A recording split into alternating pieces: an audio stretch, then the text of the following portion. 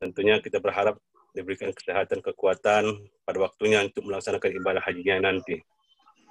Salawat serta salam kita sampaikan kepada junjungan kita Nabi Muhammad SAW serta para sahabat dan para pengikutnya, dan insya Allah kita yang hadir di ruang meeting ini akan menjadi umat yang selalu taat akan perintahnya dan menjauhi segala larangannya. Baik, Bapak Ibu, ya, sebelumnya kami informasikan, jadi 2 minggu yang lalu kita ketemu dengan calon jamaah dari 4 lawang, sekaligus kita lakukan ukuran kebugaran pada calon jamaah, dan alhamdulillah jamaahnya sehat-sehat, dan 3 hari berlalu, kemarin kita sama-sama ketemu, sama-sama calon petugas kesehatan kabupaten kota, sama petugas Kemenak kabupaten kota. Yang intinya persiapan kita untuk melaksanakan musim haji 2021. Dan sekaligus juga nantinya tanggal 21-22 nanti kita ada sosialisasi haji sehat di Kota Palembang. Ya, nanti di Hotel Windam, di halaman Hotel Windam. Ya, sekaligus kami mengundang dari KBH Al-Mabrur ini untuk sama-sama bergabung di situ. Nanti akan hadir di situ dari Pusat Sultan Haji, juga calon-calon petugas kita untuk 2021. Biar sekaligus Bapak Ibu calon para jamaah haji 2021 dapat bersosialisasi langsung dengan petugas-petugas kita di lapangan. Baik, kita masuk ke materi Istiqtoah Kesehatan Jemaah Haji menurut Permenkes 15 tahun 2016. Ya, kalau istiqtoah secara umum ya artinya mampu. Tapi kalau istiqtoah kesehatan artinya mampu di bidang kesehatan. Ya, baik, mungkin yang ini dasarnya yang terbaru itu Undang-Undang Nomor 8 tahun 2019 tentang penyelenggaraan haji dan umroh. Mungkin dilanjutkan saja karena waktunya pendek, cuma 10 menit ini. Ya, lanjut. Ya. Nah, ini faktor risiko eksternal Bapak Ibu jamaah sekalian, di samping faktor internal yang mempengaruhi ibadah kita nanti. Perlu Bapak Ibu ketahui, ibadah haji adalah ibadah fisik. Sepenuhnya kita di sana nanti menggunakan fisik, ibadah kita ibadah fisik. Selain dari internal, ada faktor risiko juga yang datang dari eksternal, yang mempengaruhi kesehatan Bapak Ibu sekalian nantinya. Contohnya lingkungan fisik. Ya. Kalau lingkungan fisik ini, kalau kita ambil contoh misalnya di situ suhunya sangat-sangat ekstrim. Berbeda dengan suhu kita di tanah air, di Palembang, apalagi di Pagar Alam. Nah, sangat-sangat beda. Nah, di situ suhunya sangat panas, di atas 40 derajat. Bahkan pengalaman kita pernah sampai 53 derajat. Nah, itu bayangkan Bapak Ibu sekalian ya, benar-benar panas. Ya, di samping panas juga udaranya sangat kering.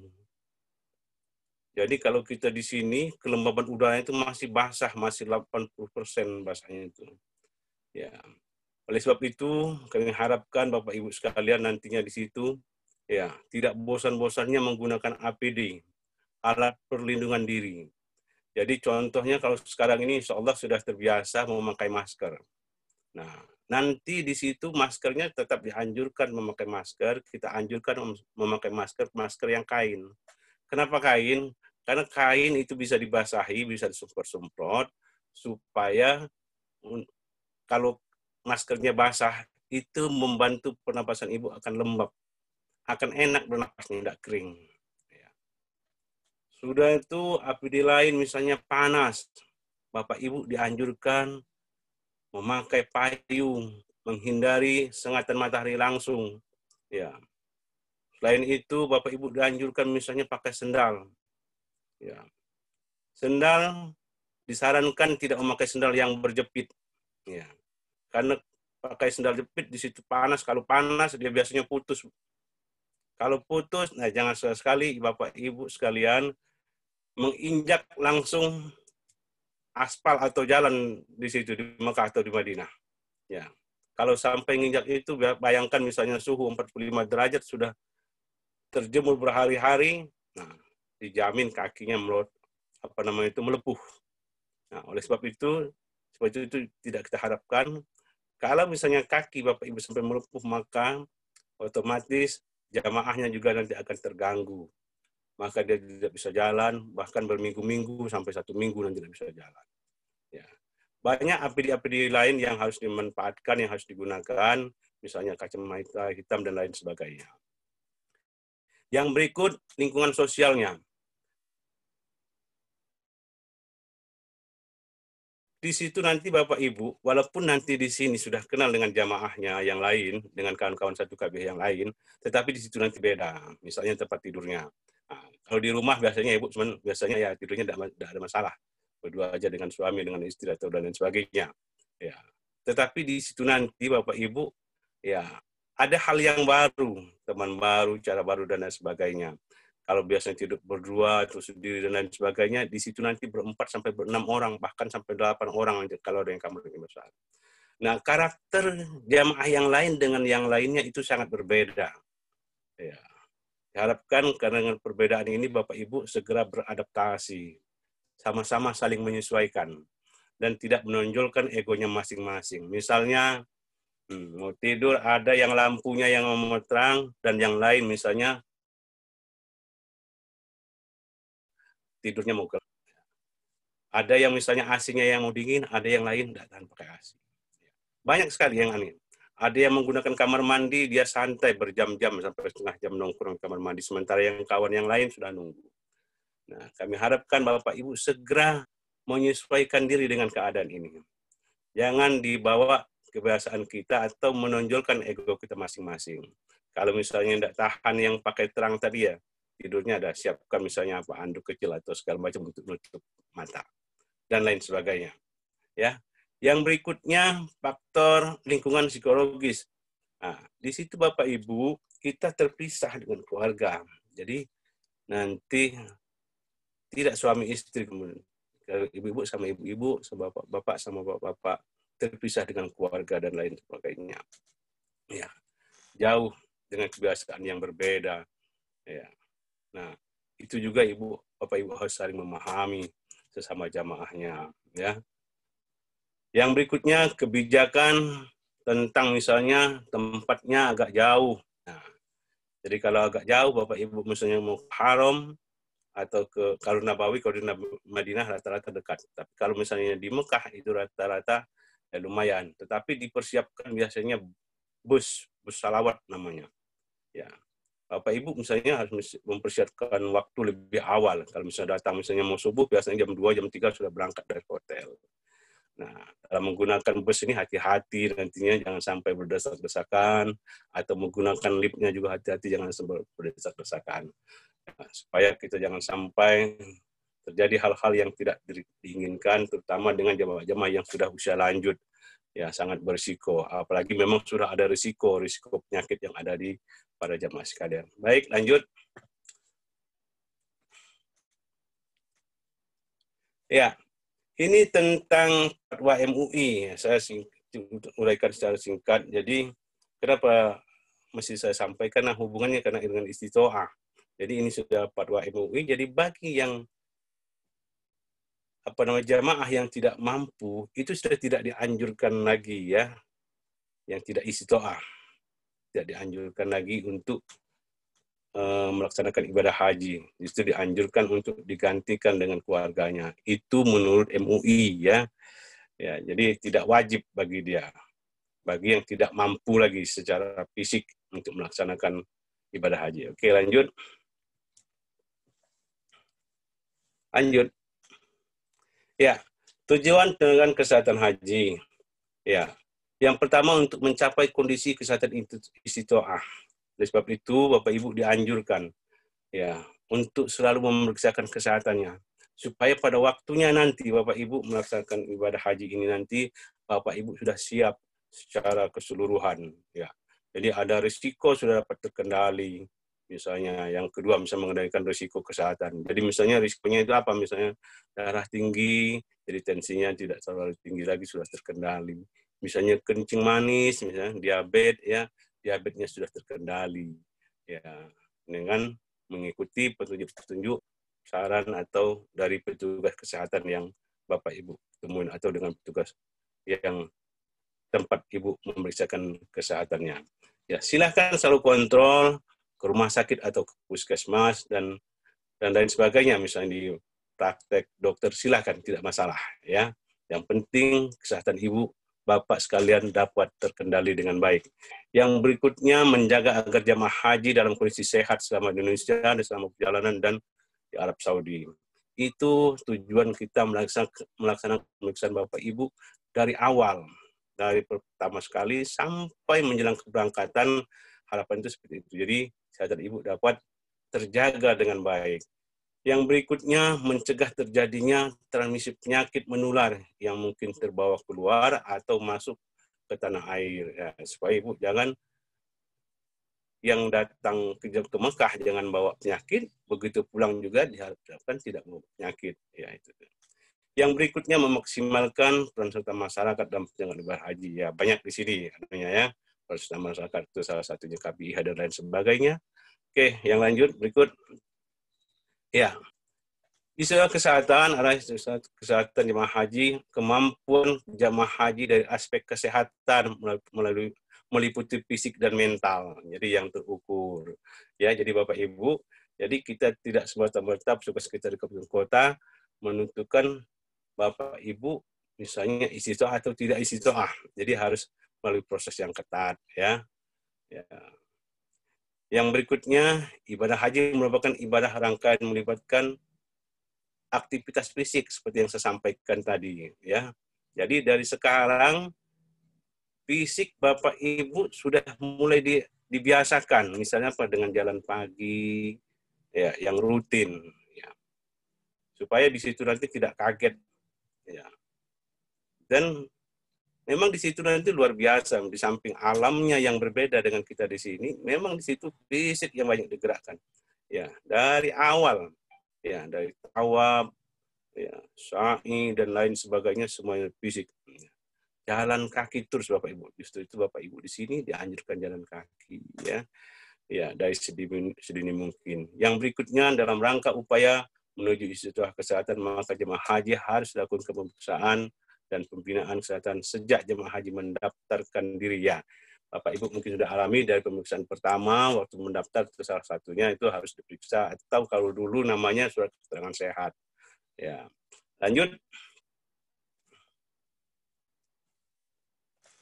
Ya, prinsip Permenkes 1516 itu adalah yang pertama, upaya pemerintah dalam melakukan persiapan kesehatan jamaah haji sejak dini agar jamaah haji dapat mencapai kesehatan istiqoah. Ya, seperti yang saya sampaikan di awal tadi Bapak Ibu ya. Jadi jangan takut-takut Bapak Ibu kalau misalnya memeriksa kesehatannya dengan petugas kita di puskesmas atau sampaikan keadaan sebenarnya supaya ya kita risikonya tadi bisa kita kendalikan, bisa kita tekan. Dan Bapak Ibu sudah tahu misalnya anjuran dari petugas kesehatannya atau dokternya, Bapak Ibu mesti apa misalnya ya. Misalnya kalau darah tinggi mesti kurang garam dan lain sebagainya. Yang berikut, agar upaya persiapan tersebut terkondisi dengan baik dan terarah. Ya, betul. Jadi sekarang ini semuanya sudah kita terintegrasi pelayanan kita.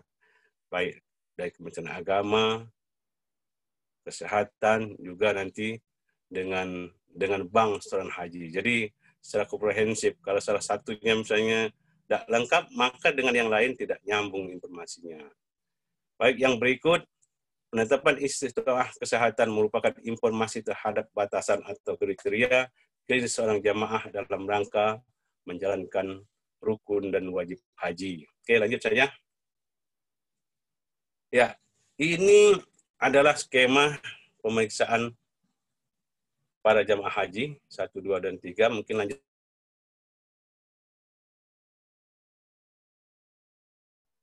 Lanjut. Ya, pemeriksaan yang pertama itu dilakukan pada waktu Bapak Ibu melakukan pemeriksaan pendaftaran untuk menjadi jamaah haji. Waktu step pertama untuk ke bank. Nah, Bapak Ibu itu harus diperiksa kesehatan. Tujuannya apa? Ya, untuk mendapatkan nomor porsinya supaya Bapak Ibu kalau pertama nih goalnya masih risti atau tidak risti, ya, risiko tinggi atau tidak risiko tinggi. Ya, kalau memang tidak risiko tinggi, alhamdulillah dipertahankan supaya jangan kesehatannya berisiko. Sebaliknya kalau sudah ada risiko, nah Bapak Ibu diharapkan rajin-rajin memeriksakan kesehatannya dengan petugas kesehatan. Nah, ya, supaya risikonya tadi dapat kita tekan bersama-sama. Adapun kriteria status kesehatan dengan risiko tinggi dalam pemeriksaan pertama itu, nah, kalau umur sudah 60 tahun atau lebih, maka itu sudah tergolong risti. Ya. Sebaliknya juga yang berikutnya, kalau memiliki faktor risiko kesehatan dan gangguan kesehatan potensial menyebabkan keterbatasan dalam melaksanakan ibadah haji. Ya. Nah, jadi kalau sudah ada gangguan kesehatan yang mengganggu pelaksanaan ibadahnya nanti, maka itu termasuk risiko tinggi. Atau sudah ada misalnya penyakit-penyakit yang menyertai Bapak Ibu sekalian, yang kira-kira berisiko terhadap kesehatan Bapak Ibu sekalian. Oke, lanjut. Lanjut. Ya, pemeriksaan kedua sama, ya, boleh di rumah sakit, boleh di puskesmas. Ya, goalnya itu, apa namanya itu, yang kedua, yang lanjut kedua, ini pertama. Ya, kayak yang kedua. Yang kedua, goalnya tentang istiqoah, ya. Sama, boleh dilakukan di puskesmas atau di rumah sakit. Ya. Jadi ini dilakukan pemeriksaan kedua ini menjelang Bapak Ibu berangkat atau tahun keberangkatan, ya. Atau berbarengan biasanya dengan setor ke bank, ya. Adapun kriteria dalam istiqoah ini ada 4, yaitu memenuhi syarat kesehatan, istiqoah kesehatan, ya, bagi Bapak Ibu yang memang tidak ada risiko dan dengan kesehatannya, ya. Jadi sehat, benar-benar sehat Bapak Ibu sekalian, ya. Terutama yang di bawah usia 50 tahun ke bawah biasanya. Ya insya Allah, ya, tapi walaupun 50 tahun ke bawah tidak menjamin apa namanya itu tidak ada penyakit. Biasanya zaman sekarang sudah mulai berubah. Ya, walaupun muda-muda biasanya sudah ada penyakit. Ya, yang berikutnya memenuhi istiqoah kesehatan dengan pendampingan. Artinya apa? Ya, pendampingan misalnya Bapak Ibu bisa didampingi oleh orang atau misalnya keluarga. Nah, bagi yang kurang tadi ada keluarganya mendampingi atau didampingi dengan obat. Nah, namanya pendampingan juga. Atau juga dengan alat, misalnya Bapak Ibu menggunakan kursi roda dan lain sebagainya, tongkat misalnya. Ya. Yang berikutnya tidak memenuhi syarat istiqoah kesehatan untuk sementara. Ya. Jadi ini para jamaah yang misalnya ada gangguan kesehatannya, tetapi masih bisa diharapkan kesembuhannya. Ya. Misalnya apa? Misalnya patah, ya. Kalau dioperasi sudah pasang pen, nah bisa jalan, bisa bagus. Nah, kalau dioperasi, tapi kalau diurut tidak jamin. Ya. Yang berikut tidak memenuhi syarat istiqoah kesehatan. Ya, ini bagi jamaah yang punya penyakit-penyakit tertentu yang berisiko terhadap kesehatannya, yang tidak bisa diharapkan lagi kesembuhannya. Artinya apa? Sudah stadium lanjut. Ya. Oke, lanjut. Ya, pemeriksaan ketiga. Pemeriksaan ketiga ini itu nanti dilakukan pemeriksaannya di asrama haji menjelang Bapak Ibu jamaah haji sekalian berangkat. Ya. Jadi di asrama haji itu nanti Bapak Ibu diperiksa kembali. Nah, tujuannya apa? Ya, nanti Bapak Ibu sekalian laik atau tidak laik terbang. Ya. Oleh sebab itu kita sarankan kepada jamaah sekalian menjelang keberangkatan itu memang jamaah itu Bapak Ibu sudah benar-benar istirahat, sudah full istirahatnya. Jadi kalau yang mau walimatul safar udah jauh-jauh hari dilakukan. Ya, jadi jangan sampai menjelang berangkat nanti kesibukan di rumah luar biasa nanti. Ya. Menerima tamu dari mana-mana tidak bisa tidur lagi. Ya. Atau misalnya berangkat dari daerah jauh. Ya. berangkat dari Palembang, mampir sana, mampir sini, sehingga kondisi itu sangat menyita energi Bapak Ibu sekalian pada waktunya dan sampai di asrama haji, lelahnya itu luar biasa, sehingga dapat menimbulkan risiko kesehatan Bapak Ibu yang kemungkinan nantinya hasil pemeriksaan yang bisa mengganggu, yang menyebabkan Bapak Ibu tidak layak terbang. Kalau tidak layak terbang artinya ditunda dulu keberangkatannya ke kloter berikutnya sampai Bapak Ibu sudah dinyatakan layak terbang atau sudah sehat yang sebenarnya. Lanjut. Ya, ini penutupnya. Jadi siswa kesehatan merupakan syarat wajib dan perlu diimplementasikan untuk tindak lanjut pemeriksaan ini. Dah sampai sekarang kita tak henti-hentinya, tak bosan-bosannya menyampaikan ini kepada seluruh jamaah.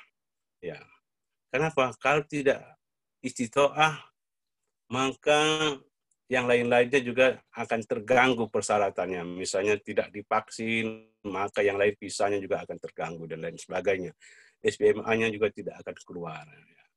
Harapan kita semua, tentu doa kita untuk para jamaah sekalian, harapkan Bapak Ibu semua sehat menjelang keberangkatannya nanti. Jadi yang berikutnya juga, istiqoah dijadikan syarat pelunasan biaya perjalanan ibadah haji sesuai edaran Direktorat Jenderal Pelayanan Haji dan Umroh nomor 41 tahun 2019. Ya, kalau tidak ada ini Bapak Ibu, ya artinya kalau tidak ada istiqoah tidak bisa melunasi. Nah, kalau tidak melunasi berarti tidak keluar SPMA-nya dan lain sebagainya nantinya. Baik, lanjut. Nah, lanjut. Ya, ini Bapak Ibu yang saya sampaikan tadi, edaran dari Dirjen PHU tadi, yang surat edaran nomor 4041 menyatakan tadi syarat-syarat untuk Bapak Ibu lunas haji atau istiqoah tadi. Baik, lanjut. Ya, kaknya habis karena waktunya cuma 10 menit. Terima kasih. Nanti kalau ada yang kurang jelas, bisa kita diskusikan, karena saya menyadari saya menyampaikannya agak terburu-buru karena diburu waktu, hanya diberi waktu 10 menit. Baik, terima kasih moderator. Kami kembalikan lagi. Assalamualaikum warahmatullahi wabarakatuh. Waalaikumsalam warahmatullahi wabarakatuh. Terima kasih kepada Bapak Haji Fauzuddin Anwar yang telah memberikan materi yang cukup penting bagi kita sekalian, yaitu mengenai istitoah. Jadi harapannya agar calon jamaah haji itu paham apa itu istitoah. Dan istitoah sendiri adalah demi kebaikan jamaah haji tersebut. Baiklah Bapak Ibu sekalian, kembali saya mengingatkan bagi Bapak Ibu sekalian yang mengikuti acara ini diharapkan untuk mengisi daftar hadir yang kami buat, yaitu akan di-share di chat room nanti oleh Ibu Yeni. Kami mohon bantuannya nanti untuk mengisi daftar hadir pada pertemuan hari ini, mengklik di situ, nanti diarahkan untuk mengisi nama dan sebagainya. Mohon bantuan Ibu Yeni untuk men-share di kolom chat. Dan nanti Bapak Ibu sekalian, mohon diisi juga ada survei kepuasan haji Sumsel. Nanti di situ ada link juga, survei kepuasan haji Sumsel. Mohon Bapak Ibu isi sesuai dengan apa yang Bapak Ibu rasakan dan alami, dan tentunya ini sangat berguna bagi evaluasi kesehatan haji di masa yang akan datang. Baiklah Bapak Ibu sekalian, materi yang kedua ini akan dibawakan oleh Ibu Dr. Haja Fenty Aprina. Apakah Ibu Dr. Fenty sudah berada di ruang Zoom? Sudah Pak. Alhamdulillah, ya. Baiklah Bapak Ibu sekalian, materi ini sangat penting sekali, yaitu bagaimana di antara syarat istitoah itu adalah bagaimana jamaah haji itu mencapaikan kebugaran yang baik. Nah, di sini Ibu Dr. Haja Fenty akan memberikan materi. Ya, ternyata kebugaran itu bisa kita lakukan secara mandiri. Baiklah Bapak Ibu sekalian, persiapan untuk materi berikutnya nanti Pak Haji Tonel setelah Ibu Dr. Fenty.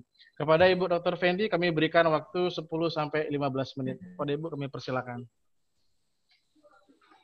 Baik, terima kasih Pak Hasriari. Materinya bisa share dari Bapak atau ini, Pak? Baiklah, Dok, nanti saya share dari sini ya. Ya, oke. Tentang Baik. kebugaran. Ya, kebugaran. Assalamualaikum warahmatullahi wabarakatuh. Waalaikumsalam warahmatullahi wabarakatuh. Selamat siang. Alhamdulillah, puji dan syukur kita persembahkan kehadirat Allah Subhanahu wa Ta'ala. Siang hari ini kita bertemu dalam ruangan pembelajaran kita, calon jemaah haji, di mana siang hari ini yang akan saya sampaikan adalah pengukuran kebugaran jemaah haji secara mandiri. Nah, pertama-tama kenalan dulu ya Bapak Ibu, saya Dr. Fenty Aprina. Untuk tahun ini, insya Allah nanti saya akan menjadi petugas tenaga kesehatan kloter. Jadi saya dokter, nanti untuk di kloter itu ada 1 orang dokter dan 2 orang perawat yang akan mendampingi Bapak Ibu semua dari mulai berangkat, dari mulai masuk asrama haji sampai nanti kita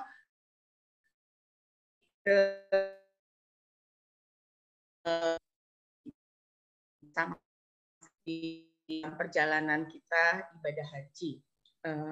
Ini materi yang akan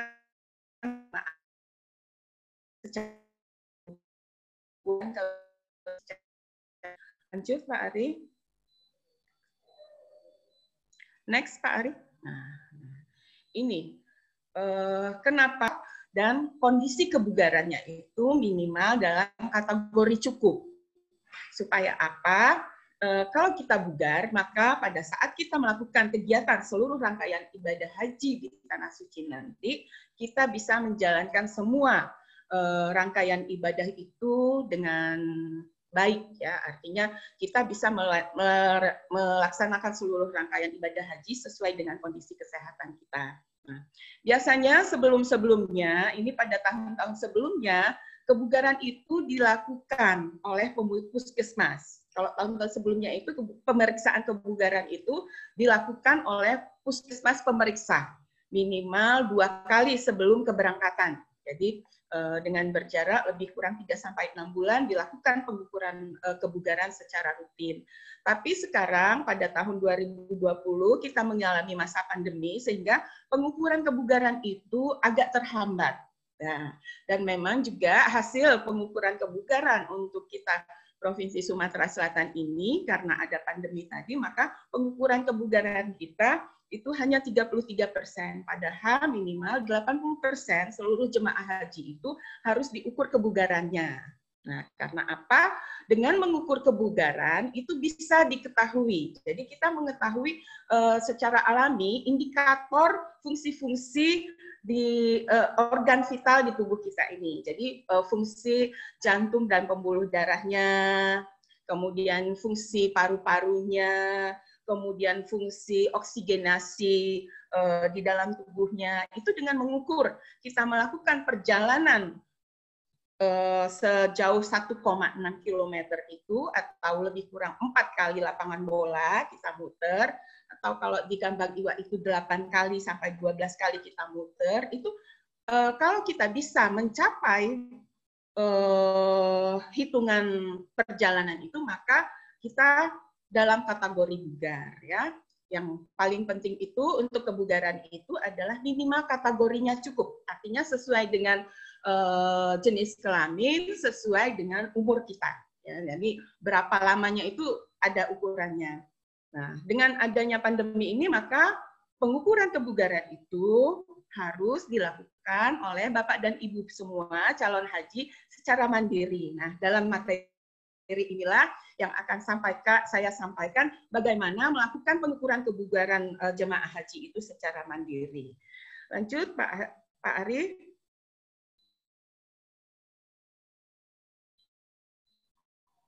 Next, Pak. Nah, ini ya.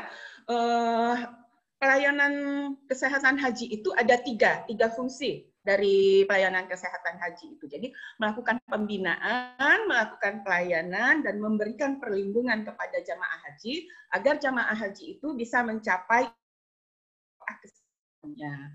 Jadi kita bisa berangkat kalau kita memenuhi kriteria.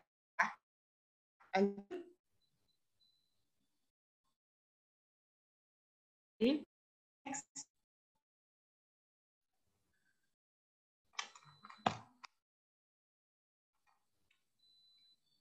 Slide.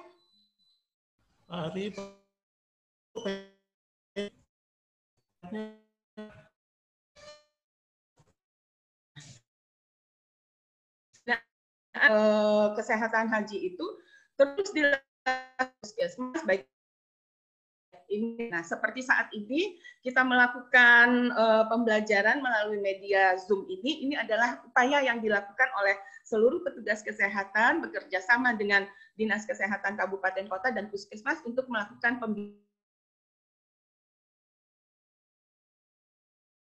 kebugaran. Lanjut.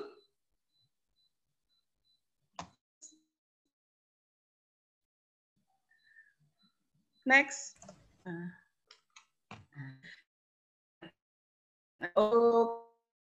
Pemeriksaan kesehatan rutin ya sudah di Puskesmas sudah sampai pada tahap kedua dan sudah yang dinyatakan memenuhi persyaratan untuk istiqoah itu disuruh melunasi, itu sudah selesai. Jadi artinya kita tinggal melakukan pemeriksaan tahap ketiga nanti pada saat kita akan berangkat di embarkasi apakah kita memenuhi layak terbang atau tidak. Jadi tetap Pak, jadi Bapak Ibu semua mulai dari hari sekarang itu harus tetap dijaga kondisi kesehatannya, harus bugar supaya nanti pada saat pemeriksaan tahap akhir di embarkasi kita bisa berangkat, layak berangkat ya. Lanjut Pak. Next. Nah, ini perlindungan. Nanti sudah juga Bapak Ibu semua sudah mendapatkan vaksinasi dan alhamdulillah untuk vaksinasi meningitis cakupan kita hampir seluruh jemaah haji jadi hampir 100% kalau di Sumatera Selatan ini sudah mendapatkan vaksinasi meningitis. Jadi hampir mencapai 100% kalau untuk cakupan vaksinasi. Tinggal yang pemeriksaan kebugaran yang harus kita tingkatkan untuk Bapak Ibu semua. Lanjut.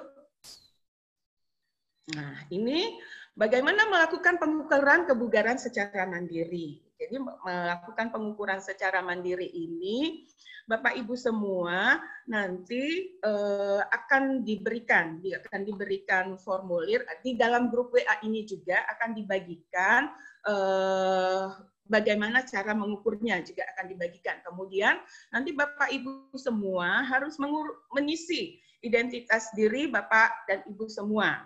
Ya, setelah diisi identitas diri, kemudian melakukan penilaian atau pemeriksaan sebelum partisipasi. Jadi ada daftar pertanyaan, ada 7 pertanyaan yang harus Bapak isi, ya atau tidak. Nah, dari daftar pertanyaan itu, bila semuanya terjawab tidak, maka Bapak dan Ibu semua bisa melakukan pemeriksaan secara mandiri, secara langsung. Jadi tidak harus berkonsultasi dulu dengan dokter. Tetapi kalau dari 7 pertanyaan itu ada pertanyaan yang ya, maka Bapak Ibu semua harus berkonsultasi dulu dengan dokter apakah bisa dilakukan pemeriksaan latihan ataupun pengukuran kebugaran itu oleh Bapak dan Ibu secara langsung. Jadi harus berkonsultasi dulu dengan dokter. Nah, misalnya nanti hari Minggu pagi Bapak dan Ibu semua mau melakukan pengukuran kebugaran, boleh WA ke kami ke grup kita. Saya ada pertanyaan yang jawabannya ya, misalnya ya. Nanti dikonsultasikan. Nanti ini setelah semuanya tidak, semua dapat rekomendasi dari dokter, boleh melakukan pemeriksaan kebugaran, ya seperti itu. Kemudian hasil dari waktu tempuh Bapak Ibu semua, jadi nanti kita sekitar 1,6 km atau 4 kali lapangan bola atau 8 sampai 12 kali kalau di Kambang Iwa itu. Nah, berapa menit hasilnya Bapak dan Ibu semua mencapainya itu? Jadi misalnya ada yang sampainya 14 menit, ada yang 15 sampai 16 menit, itu dicatat. Misalnya 14 menit 27 detik. Jadi dipakai ininya, pakai HP-nya. Jadi untuk Bapak Ibu yang sudah yang lansia bisa minta bantu sama anak atau cucunya untuk mengukur kebugarannya waktunya itu. Terus jangan lupa untuk difoto kegiatannya itu, difoto nanti kirimkan lagi melalui WA kita. Nah, hasil dari itu semua nanti petugas kesehatan akan memasukkan kegiatan yang Bapak lakukan, mulai dari identitas tadi, kemudian daftar pertanyaannya tadi, kemudian foto Bapak, dan hasil dari pengukuran itu akan diinput oleh kami petugas ke dalam sistem koordinasi Siskohatkes. Jadi itu ya, Siskohatkes nama istilahnya itu. Jadi sistem pelaporan haji terpadu kesehatan. Lanjut. Nah, ini identitas yang perlu Bapak isi ya. Jadi nama pakai nama yang seperti di paspor ya Pak ya, yang tiga nama. Muhammad Badru Ali misalnya, Siti Aminah Yasin. Umurnya berapa? Umur Bapak yang terakhir. Jadi umur misalnya 60 tahun 3 bulan. Nah, seperti itu ya, dari tanggal lahirnya diisi. Kemudian jenis kelaminnya, karena memang berbeda nanti waktu tempuh antara laki-laki dan perempuan itu berbeda. Jadi jenis kelamin perlu diisi. Kemudian nomor porsinya, karena memasukkan ke dalam Siskohatkes itu harus dimasukkan juga nomor porsinya. Kemudian KBIH-nya KBIH mana? Dan asal provinsi, kabupaten, kota, ya seperti itu. Lanjut. Nah, ini sebelum melakukan yang saya sampaikan tadi, ada daftar pertanyaan. Jadi 7 pertanyaan. Yang pertama, apakah Bapak Ibu pernah dinyatakan dokter mengidap penyakit jantung dan harus membatasi aktivitas fisik? Ya, jadi ya atau tidak. Kalau tidak, nanti harus konsultasi dulu bagaimana kondisinya sekarang. Kemudian, apakah Bapak dan Ibu sering merasakan nyeri dada atau nyeri di bagian kiri jantung saat melakukan aktivitas fisik? Nah, ya atau tidak? Kemudian, Bapak Ibu merasa ingin pingsan, ada keluhan rasa pusing kepala yang agak parah. Misalnya pagi itu, pusingnya berlebihan, seperti kuyang-kuyang, keliang-keliang. Nah, itu jangan dilakukan ya Pak ya. Kemudian, apakah Bapak Ibu mempunyai masalah di tulang atau persendian yang menjadi lebih parah bila melakukan aktivitas fisik, misalnya lagi sakit pinggang, kemudian kakinya lagi keseleo, atau dari ada retak tulangnya, itu tidak usah dilakukan. Artinya tidak, berarti Bapak tidak boleh melakukan uji kebugaran itu. Kemudian, apakah dokter pernah mengatakan bahwa tekanan darah Bapak terlalu tinggi? Kan pada saat Bapak melakukan pemeriksaan kebugaran secara mandiri, ini kan tidak ditensi. Tapi kalau ada riwayat darah tinggi yang pernah disampaikan oleh dokter, Bapak dan Ibu jangan dulu melakukan. Terpaksa harus melakukan pemeriksaan kebugarannya secara langsung, tidak secara mandiri. Karena harus ada rekomendasi dulu dari dokter. Kemudian, apakah Bapak dan Ibu dalam pengobatan penyakit jantung? Ya, kalau ada makan obat sakit jantung, kemudian makan obat darah tinggi, atau ada makan diabetes, ya, obat-obat kencing manis, itu tidak usah. Nanti kita periksa, ya. Kalaupun memang nanti Bapak Ibu yang sudah berada di usia lebih dari 65-70 tahun itu, kami juga akan melakukan kunjungan rumah ke tempat Bapak Ibu semua. Nanti kita akan membuat jadwal. Kemudian yang terakhir, apakah ada alasan tertentu yang belum disebutkan di atas yang menyatakan bahwa Bapak Ibu tidak boleh mengikuti suatu program latihan fisik? Jadi misalnya kalau yang pasca stroke, Bapak Ibu pernah menderita stroke, ya itu enggak usah, ya. Yang penting nanti ada pemeriksaan-pemeriksaan khusus untuk bapak-bapak yang memang Bapak Ibu yang sedang sakit itu tidak usah melakukan pemeriksaan kebugaran. Nah, ini bagaimana cara melakukannya, Pak? Jadi pemeriksaan kebugaran itu dilakukan secara santai, nggak usah buru-buru, nggak usah kebut-kebutan, nggak usah maksakan diri harus waktunya cepat.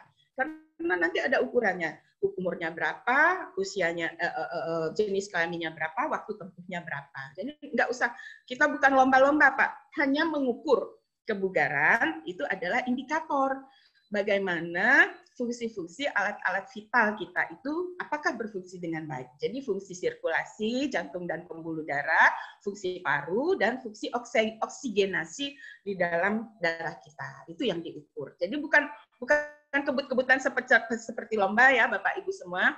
Kemudian lakukan di jalan yang datar.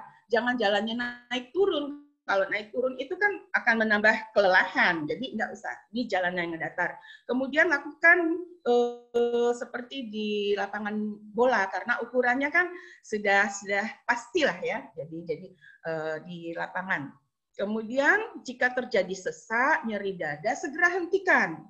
Berhenti di situ saja Pak. Sesak, ini mau pingsan, ini. Atau misalnya lagi jalan kram, terkilir ya, berhenti, nggak usah diteruskan. Kemudian ini juga bisa dilakukan secara sendiri-sendiri atau secara berkelompok. Kalau secara berkelompok di lapangan yang ini, karena kita saat ini dalam keadaan pandemi, harus melakukan protokol kesehatan. Jadi jangan lupa pakai masker, dijaga jaraknya, jalannya jangan dempet-dempet, tumpuk-tumpuk. Jadi tetap lakukan physical distancing dan memakai masker, jangan lupa. Ini saya karena di ruangan sendiri, saya nggak pakai masker, Pak. Ya. Kemudian gunakan pakaian dan sepatu olahraga yang nyaman. Jadi pakaian yang longgar, terus pakai sepatu. Jangan nggak pakai sepatu. Kalau nggak pakai sepatu, nanti terinjak batu, kakinya sakit, perjalanannya tidak dilanjutkan, itu akan mempengaruhi ukuran kebugaran Bapak. Padahal karena kakinya luka, jadi harus pakai sepatu. Ya. Jadi supaya jangan hasilnya itu bias nanti dengan hasil kebugaran kita.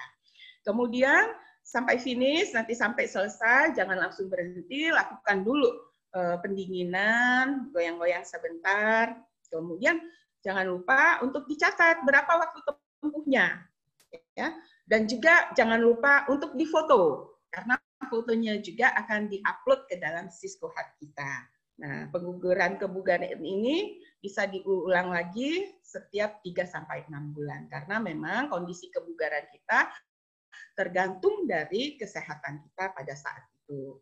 Dan Bapak Ibu semua harus melakukan latihan kebugaran ini sampai dengan menjelang kita berangkat nanti. Supaya apa?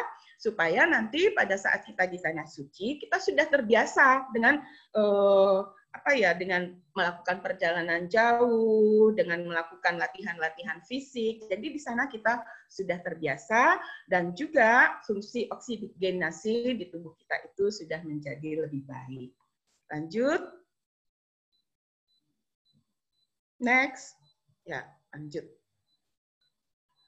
Nah, ini hasil pengukuran kebugaran ya. Jadi memang berbeda kriterianya ya. Ada nanti disampaikan di dalam grup WA ini untuk hasil kebugaran, tapi nanti juga kami akan membantu untuk menyimpulkan apakah hasil pengukuran kebugaran Bapak Ibu semua, apakah baik, ataukah cukup, ataukah kurang, berdasarkan jenis kelamin, berdasarkan umurnya. Nah, yang harus kita capai itu adalah kondisi minimal kebugaran kita dalam kondisi cukup. Ya, kalau kurang kita harus latihan lagi. Harus kalau sakit makan obat teratur. Kalau kita misalnya nanti ada anemia, kita harus makan makanan yang bergizi karena kebugaran ini sangat tergantung dari kondisi fisik tubuh kita, dari penyakit yang kita derita, dari gizi kita juga, dari kadar ini kita juga hemoglobin atau anemia, apakah kita anemia atau tidak. Oleh karena itu, jaga terus kesehatan Bapak-bapak dan Ibu semua. Jangan lupa untuk makan obat yang teratur untuk Bapak dan Ibu semua yang menderita penyakit. Kemudian latihan fisik juga harus dilakukan secara rutin. Kemudian juga melakukan relaksasi dan melakukan senam-senam ringan seperti itu. Nah, ini ya, tadi sudah saya sampaikan. Untuk hasilnya nanti jangan lupa dimasukkan di dalam grup WA ini, identitasnya, hasil waktu tempuhnya berapa, seperti itu. Kami akan memasukkan ke dalam Cisco Hardcase-nya. Jangan lupa juga untuk difoto ya Bapak Ibu pada saat melakukan pengukuran kebugaran ini secara mandiri. Itu yang dapat saya sampaikan Bapak dan Ibu semua. Ini adalah pengukuran kebugaran yang kami lakukan terhadap KBIH. Ini KBIH Albisri di Pusri dan KBIH Siti Khadijah. Mudah-mudahan nanti dengan Bapak Ibu semua kita juga bisa melakukan pemeriksaan kebugaran secara bersama-sama. Ya, kalau ini kan hanya di Zoom ini kan kita agak kurang kontak. Mudah-mudahan nanti kita bisa melakukan pertemuan fisik secara langsung dengan tetap menggunakan protokol kesehatan. Ya, mudah-mudahan Bapak dan Ibu semua sehat semua. Insya Allah di 2021 kita akan berangkat bersama-sama. Terima kasih atas perhatiannya. Mohon maaf apabila di dalam penyampaian ini ada kekurangan dan kepada Allah saya mohon ampun. Terima kasih. Wassalamualaikum warahmatullahi wabarakatuh. Waalaikumsalam warahmatullahi wabarakatuh. Terima kasih Ibu Dr. Hajah Fenty Aprina yang telah memberikan materi tentang bagaimana kita calon jemaah untuk agar bisa mengukur kebugaran secara mandiri. Bapak Ibu sekalian, untuk materi berikutnya kami mohon kepada Bapak Haji Tonel Sumrin. Beliau ini sehari-hari bekerja di RSUD Siti Fatimah dan pada kesempatan kali ini beliau akan menyampaikan materi bagaimana tentang tips-tips kesehatan jemaah haji. Kepada Bapak Haji Tonel, apakah bisa saya alihkan untuk share screen sendiri? Mohon bantuan Pak Ari aja. Oh, siap-siap. Oke, baik Pak. Baiklah Bapak Ibu sekalian, setelah Bapak Haji Tonel, kami ingatkan kembali untuk Bapak Ibu mengisi daftar hadir yang telah kami sharekan di kolom chat. Mungkin Ibu Yeni bisa mengirim lagi untuk mengisi daftar hadir. Kemudian juga mengisi survei kepuasan Haji Sumsel bagi yang belum. Dan juga Bapak Ibu sekalian, di sini kami lihat ada beberapa peserta, ya, walaupun dia bukan dari KBIH yang sekarang Al-Mabrur, tapi tetap kami mempersilakan untuk senantiasa mengikuti setiap acara yang kami selenggarakan. Jadi kami dengan sangat senang nanti akan kami kirimkan linknya. Bapak Ibu sekalian, setelah Bapak Haji Tonel nanti bersiap-siap untuk Ibu Hajah Marieni memberikan materinya. Kepada Bapak Haji Tonel kami persilakan. Ya, terima kasih moderator. Assalamualaikum warahmatullahi wabarakatuh. Waalaikumsalam warahmatullahi wabarakatuh. Waalaikumsalam warahmatullahi. Cukup jelas Pak ya suara saya Pak? Ya, boleh Pak. Agak dikerasin sedikit Pak. Oke. Bismillahirrahmanirrahim. Yang saya hormati ada Pak Hadi Fauzuddin dari Dinas Kesehatan Provinsi. Kemudian para narasumber, ada Bu Hajah Fenty yang barusan memberikan materi. Ada Bu Hajah Yeni, dan nanti ada Pak Yatiman yang saya hormati dan saya banggakan. Yang saya muliakan para jemaah haji, calon jemaah haji, saya jemaah haji yang berasal dari KBIH Mabrur ya, Mabrur yang pada sore hari ini sempat bergabung mengikuti kajian rutin kami yaitu Ketan Hitam.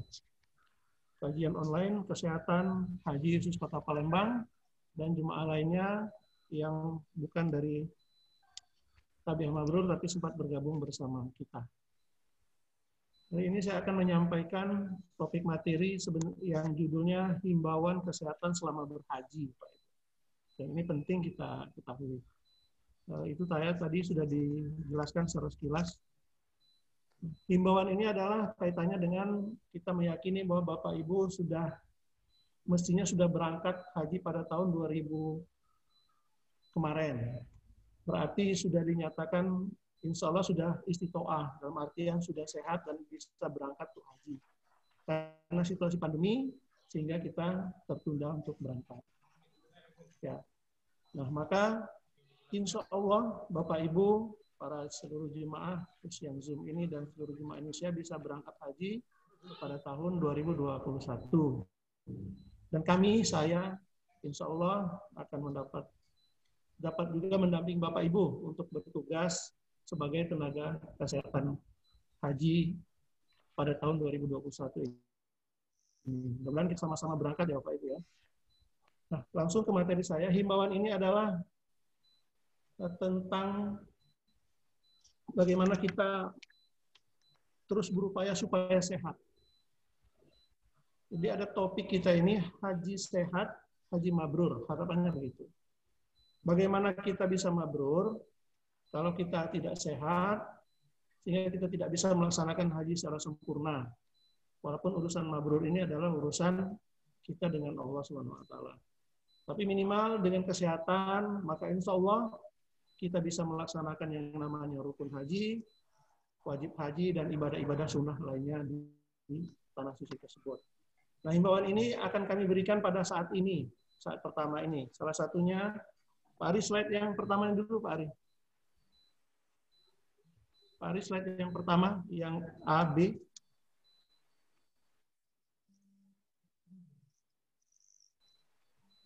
Pak Ari. Nah, ini Pak. Ada 15 Bapak Ibu ya, Pak Ibu calon haji. Ada 15 himbauan, nanti saya tambah dengan satu himbauan tambahan.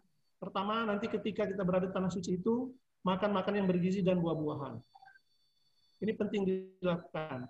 Makanan bergizi di sana itu sudah terukur. Porsi yang ada di gambar menunjukkan itu porsi makanan jemaah haji di Arab Saudi yang sudah diukur kadar kalorinya itu antara 2.500 sampai 3.000 kalori. Di sana ada buah, ada lauk, ada hewani, ada sayur, ada nasi. Ya. Nah, kebiasaan ini juga harus kita terapkan sebelum berangkat, makan makanan bergizi dan ditambah dengan buah-buahan. Pasti kita semua sudah hafal yang bagaimana masuk makanan bergizi, tentunya makanan yang berseimbang, yang seimbang. Ada lauknya, ada sayurnya, dan lain sebagainya. Yang kedua, hindari aktivitas berlebihan. Kita semua tahu, mungkin Bapak Ibu tahu bahwa ibadah haji ini adalah ibadah fisik. Ya. Kita harus 7 kali melakukan tawaf, kemudian 7 kali melakukan sa'i, belum lagi berjalan keluar masjid, balik ke pondokan, itu fisik. Tapi yang dimaksud berlebihan di sini seringkali yang dilakukan oleh jemaah haji adalah terlalu semangat melaksanakan umroh sambil menunggu pelaksanaan haji. Itu yang sering dilakukan. Ya. Kita lebih kurang 15 hari di Mekah menunggu hari Armina, hari puncaknya haji. Tapi Bapak Ibu ini sering bolak-balik untuk melakukan ibadah umroh. Nah, aktivitas itulah yang kadang sering dianggap aktivitas berlebihan, sehingga nanti pas pelaksanaan puncak haji kita sudah kelelahan. Bahkan ada yang jatuh sakit. Nah, jadi aktivitas itu diatur. Usahakan 10 hari atau 1 minggu sebelum puncak haji, ya kita jangan terlalu semangat untuk mengejar ibadah ke Masjidil Haram. Jam 2 tengah malam kadang sudah mau tahajud, mau ke masjid. Pulang nanti siang. Pulang lagi besok jam 3 subuh sudah mau ke masjid lagi. Kita mengejar seperti itu. Nah, itu harus dihindari aktivitas-aktivitas yang seperti itu. Siapkan fisik minimal seminggu atau 10 hari sebelum pelaksanaan ibadah hajinya, puncak haji ke Armina, kita harus benar-benar fit. Ya, yang selanjutnya adalah lakukan peregangan, terutama setelah perjalanan jauh. Ini akan kita lakukan secara otomatis nanti di pesawat.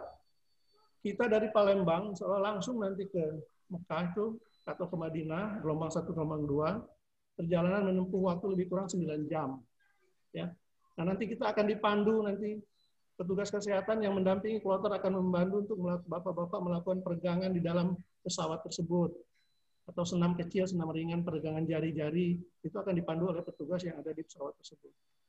Termasuk juga ketika perjalanan kita nanti di Masjidil Haram, muter 7 keliling, tawaf, sa'i, pulang lagi kita ke pondokan, itu juga kita lakukan peregangan ringan. Ya. Selanjutnya adalah periksa kesehatan secara teratur, minum obat sesuai dengan jenis penyakit yang Bapak Ibu derita. Nah, bagi para calon jemaah haji yang mempunyai penyakit, yang sudah ada penyakit, yang memakan obat rutin, nanti bawalah obat sesuai dengan kebutuhan. Perkirakan untuk kebutuhan kita, kalau pelaksanaan haji ini lebih kurang 40 atau 41 hari, 42 hari mungkin, jadi siapkanlah obat untuk 42 hari. Ya. Nah, lakukan pemeriksaan secara teratur. Nanti Petugas kesehatan yang ada di kloter akan selalu mendampingi Bapak Ibu, biasanya akan buka posko nanti di maktab yang ada di Mekah atau di Madinah, nanti kita akan buka posko. Terutama untuk calon jemaah haji Bapak Ibu yang punya penyakit-penyakit seperti penyakit hipertensi yang memang sudah lama, atau penyakit DM. Usahakan misal contoh Bapak Ibu mau ke masjid nih, mau sholat asar, boleh mampir dulu ke posko untuk dicek dulu tensinya. Bisa seperti itu. Jadi teratur agar kesehatan Bapak Ibu bisa terjaga seperti itu. Selanjutnya gunakan payung saat berada di luar pondokan dan semprotkan air ke wajah bagian tubuh yang terbuka dengan menggunakan semprot air. Payung dan semprot air dan lain nanti biasanya akan dapat, kalau tahun lalu itu dapat dibagikan nanti di bandara ya, dibagikan untuk kita. Itu pada musim panas. Karena itu suasana sangat panas sekali sehingga nanti kita pakai itulah, pakai payung, pakai semprotan ke wajah kita yang tadi dijelaskan Pak Fauzudin. Karena suasananya panas, sehingga untuk melembabkan udara-udara kita. Tadi termasuk masker tadi, bisa bila perlu dibasahkan. Atau ada cara lain, kalau dari pondokan kita mungkin bawa handuk kecil, dibasahin, ditutupkan dulu kepala, sampai masjid kita buka. Ya, untuk kita kegiatan sehari-hari. Tapi ada hal-hal yang tidak boleh kita tutup kepala ketika kita sedang berpakaian ihram. Tidak boleh pakai topi, tidak boleh pakai peci. Ya. Tapi untuk yang melekat langsung ke tubuh kita, seperti itu. Oke, lanjut. Ari. Lanjut, Pak Ari.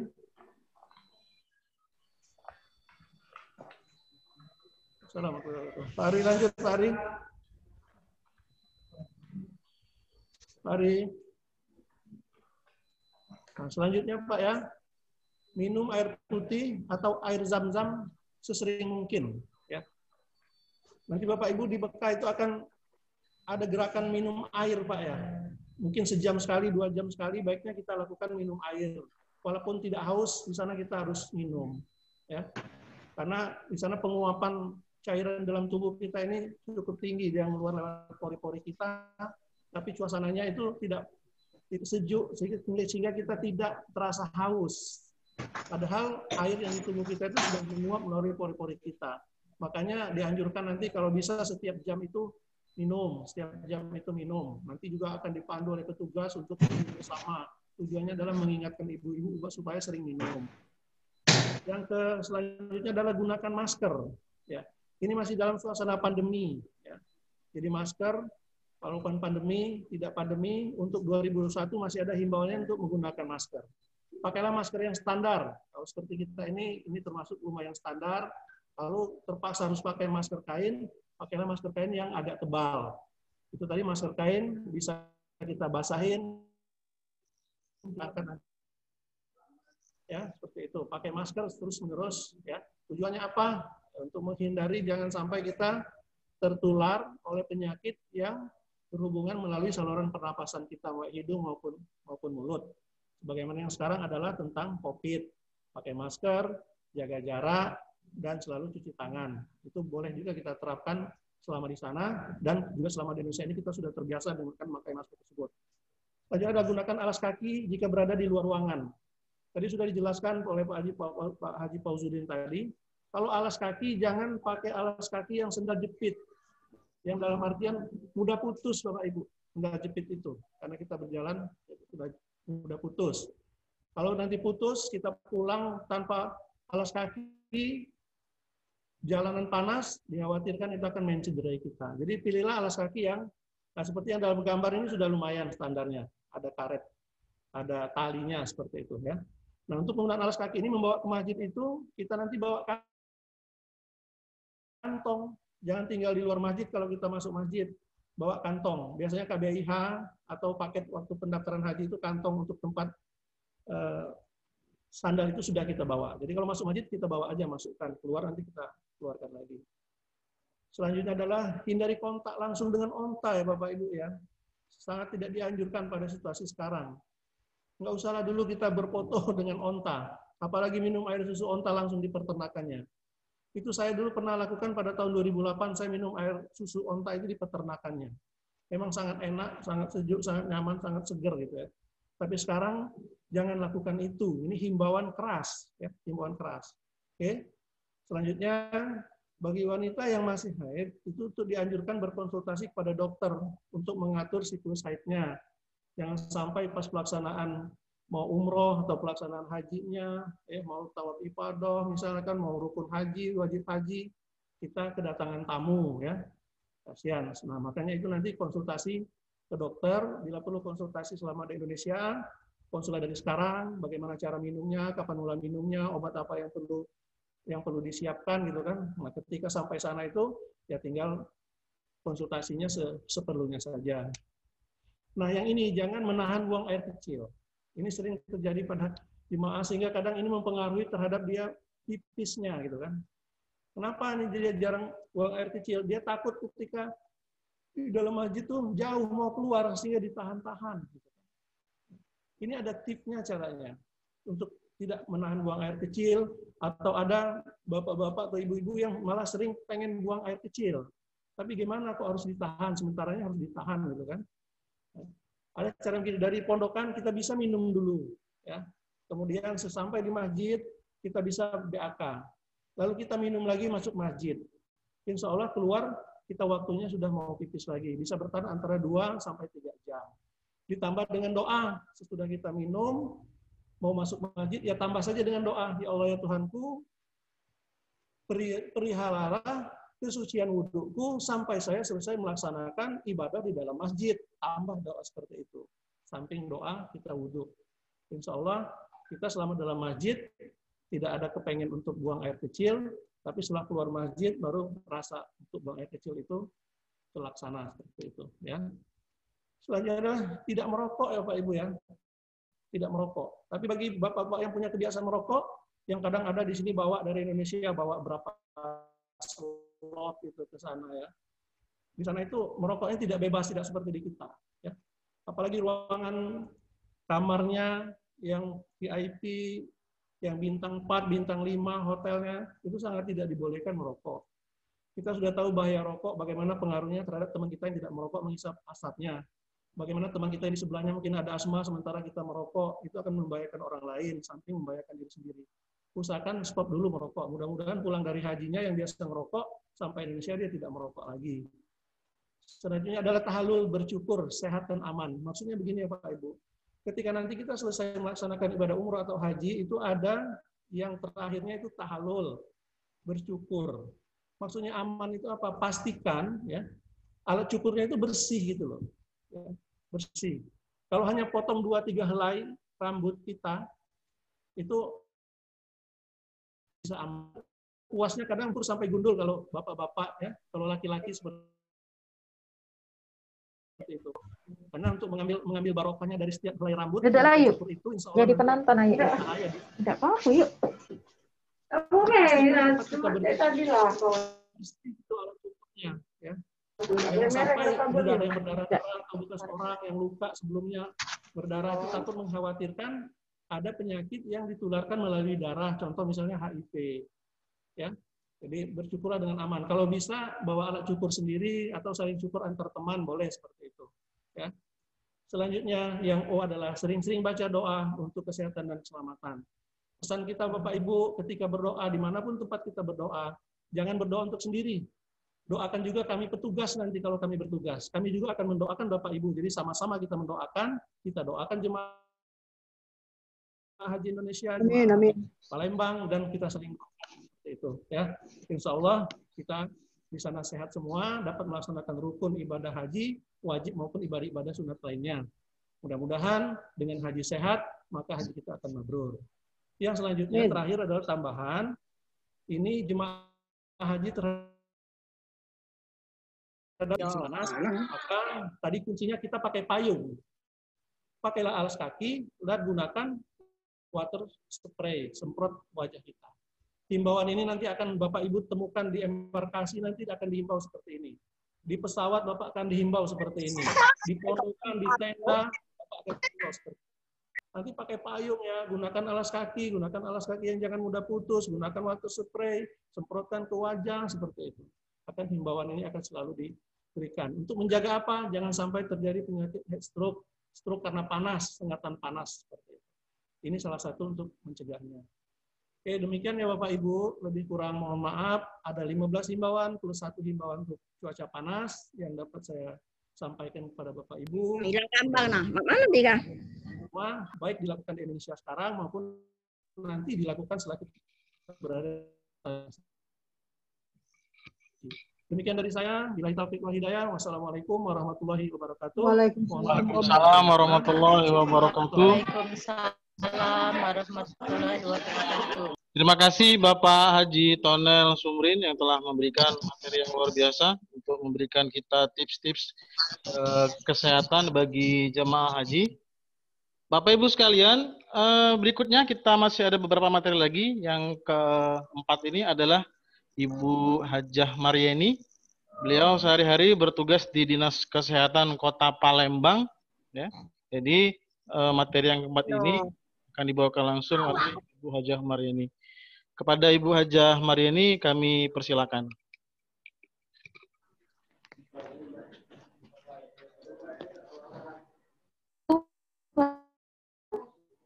Assalamualaikum warahmatullahi wabarakatuh. Selamat sore Bapak Ibu jemaah haji KBIH Al-Mabrur yang saya calon TKHI dan calon PPIH Kota Palembang dan beserta narasumber yang saya cintai. Saya akan menyampaikan materi tentang olahraga di rumah ya untuk Bapak Ibu ya. Slide. Ari.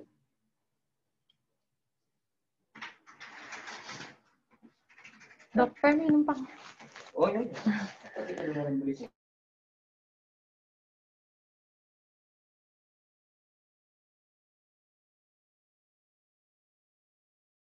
COVID-19 ada di Kota Palembang kita ini, jadi kita nggak bisa berkumpul ya Bapak Ibu ya untuk melaksanakan tugas, untuk berkumpul untuk melaksanakan manasik, untuk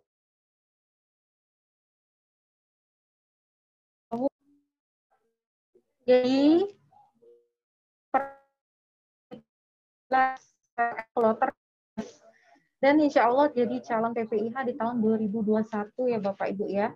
Kemarin saya pernah membawa jemaah haji KBIH Al-Mabrur di tahun 2018. Itu ada Dr. Jone Genevi, ada Pak Haji Amri yang sebagai ketua di Al-Mabrur, itu ada Bapak apa ya ketua Al-Mabrur itu saya lupa.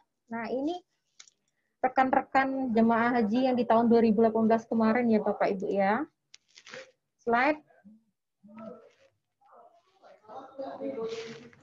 Nah, mengapa Bapak Ibu harus tetap berolahraga di rumah atau di luar? Kita sebagai manusia yang sehat, kita harus menjaga kebugaran ya Bapak Ibu ya sebelum kita menjelang berangkat ke tanah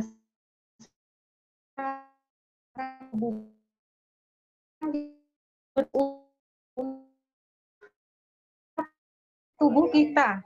Jadi kita harus menjaga kebugaran dan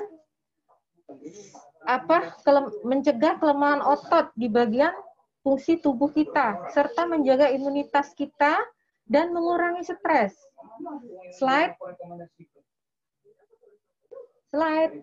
Lanjut.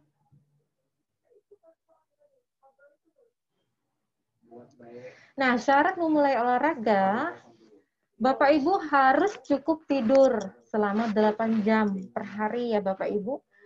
Nah, kita harus berolahraga juga setiap harinya minimalnya 2 jam, lebih kurangnya atau 1 jam. Sebelum kita memulai olahraga, aktivitas kita di rumah, kita harus memeriksa nadi kita.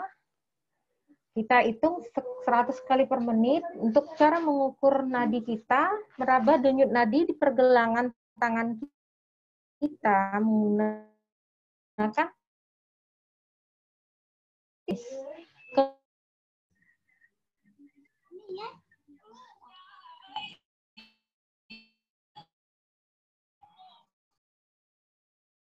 secara individual sendiri. Kita harus siap mental dulu Bu, dalam keadaan kita sehat. Nah, untuk olahraga itu juga jangan lupa kita menggunakan masker. apalagi kalau di halaman luar rumah ya Bapak Ibu ya. Dan menjaga anjuran jaga jarak untuk jangan sampai kita sampai berkumpul. Lanjut. Lanjut, Ri.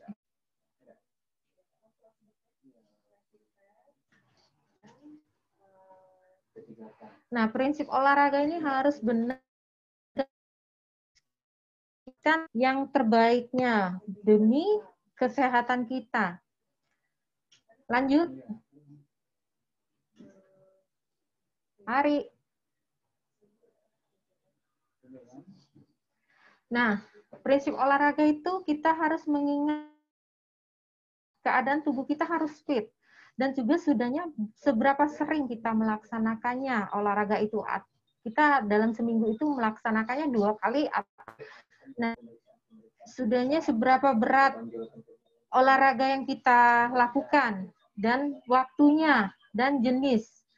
Nah, jenisnya ini seperti peregangan atau keseimbangan dalam tubuh kita untuk aerobik atau olahraga biasa atau jalan kaki ya kita laksanakan. Lanjut. Lanjut. Slide.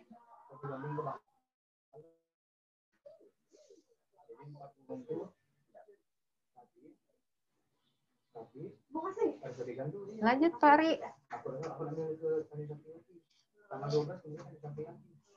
Jadi masa pandemi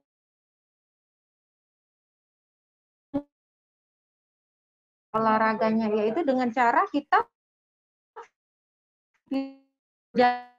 jadi kalau keluar otot gigi kalau kita sering gunakan tadi tinggal apalagi kalau kita jarang menggunakan otot kaki kita. Nah, ini ada hal-hal yang harus diperhatikan pada saat melakukan olahraga di rumah. Jadi gunakan pakaian yang menyerap keringat.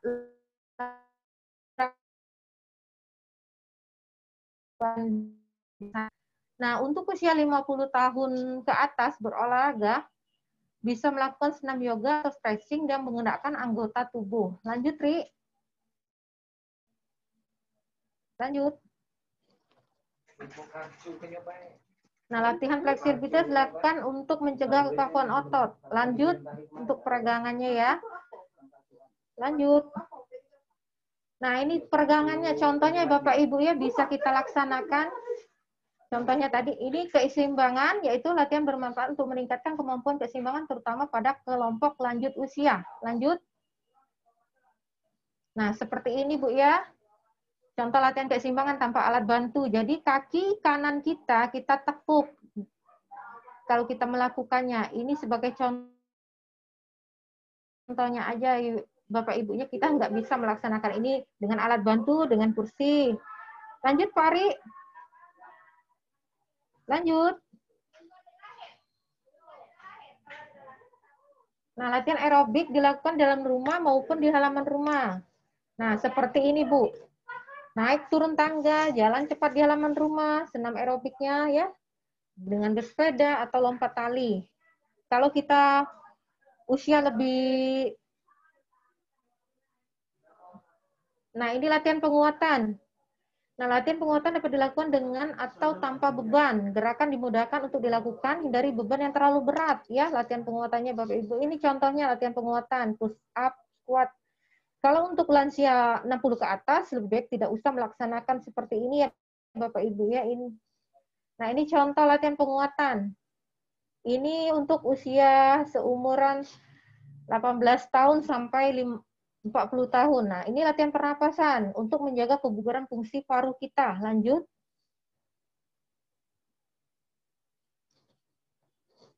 Lanjut, Pak Ari. Nah, latihan pernapasan, kita harus duduk santai sambil bersandar bisa kita lakukan. Letakkan satu tangan di perut dan satu lagi di dada ya Bapak Ibu ya. Tarik napas melalui hidung selama 3 detik, rasakan udara bergerak mengisi perut. Rasakan perut semakin penuh dan membesar. Perut harus bergerak lebih banyak dibandingkan dada. Tahan selama 2 detik. Hembusan 2 kali, napas 2 kali lebih lama dari saat menarik napas, yaitu 6 detik melalui bibir yang terbuka kecil sambil merasakan perut mengempis.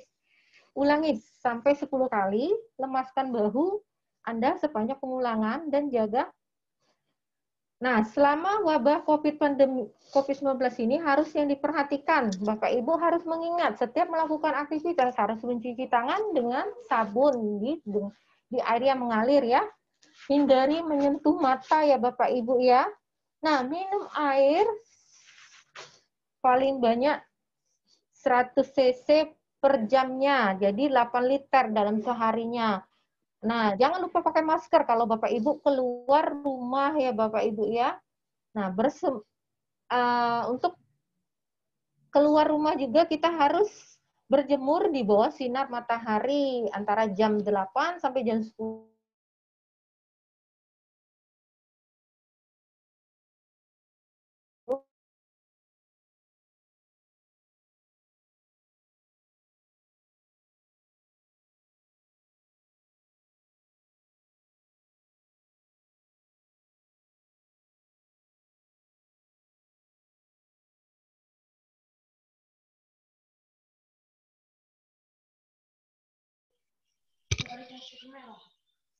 Baiklah, Bapak Ibu sekalian, sepertinya terputus di slide-slide terakhir.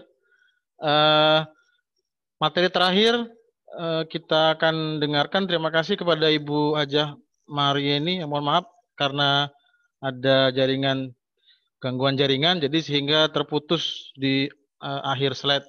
Tapi inti dan maksud yang Ibu sampaikan sudah mudah-mudahan diterima oleh para calon jemaah.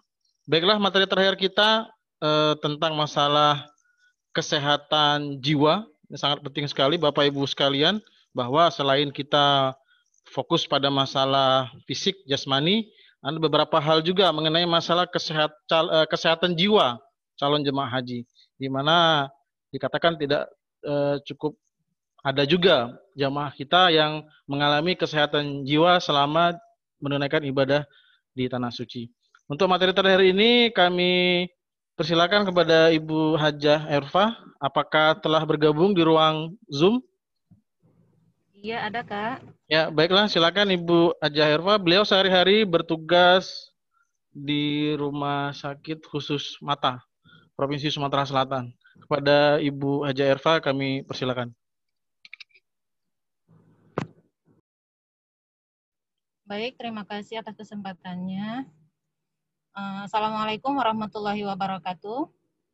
Waalaikumsalam warahmatullahi wabarakatuh. Alhamdulillah, apa kabar Bapak Ibu semuanya?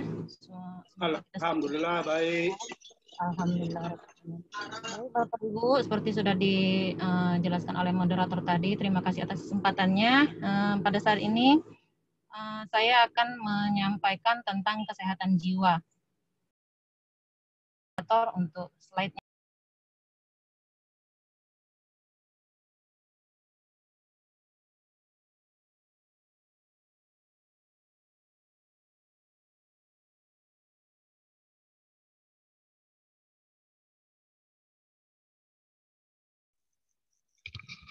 Silakan di-unmute Ibu Erva. Suaranya enggak kedengeran. Oh, suaranya kedengeran. Ini sudah unmute, Kak? Oke, sudah kedengeran. Baik, saya buka masker aja biar enak ya. Tadinya ini materi mau disampaikan oleh Bapak Yatiman, di mana beliau merupakan perawat jiwa yang memang sehari-harinya bekerja di rumah sakit jiwa. Cuman karena ada halangan, akhirnya beliau tidak bisa menyampaikan, dan insya Allah saya akan mencoba untuk menyampaikan untuk acara kita pada siang hari ini. Baik. Jadi Bapak Ibu, kita di sini, kita manusia itu ada dua kesehatan, itu kesehatan fisik dan juga kesehatan mental. Di mana kesehatan mental ini juga sangat penting, di mana apabila terganggu, maka fisik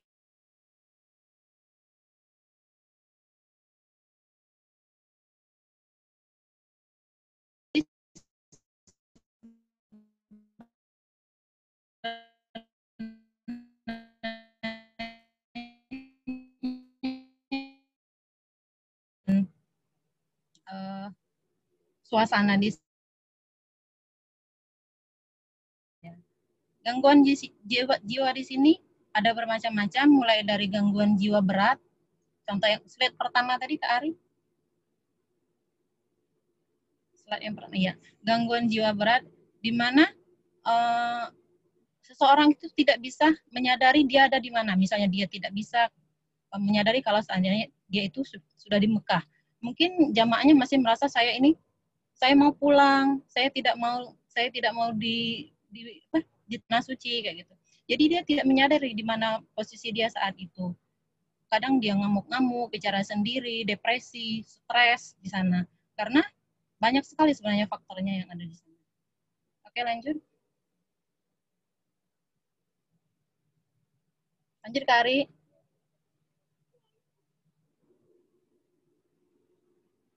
Oke. Kemudian demensia. Apa itu demensia? Demensia ini adalah apa ya?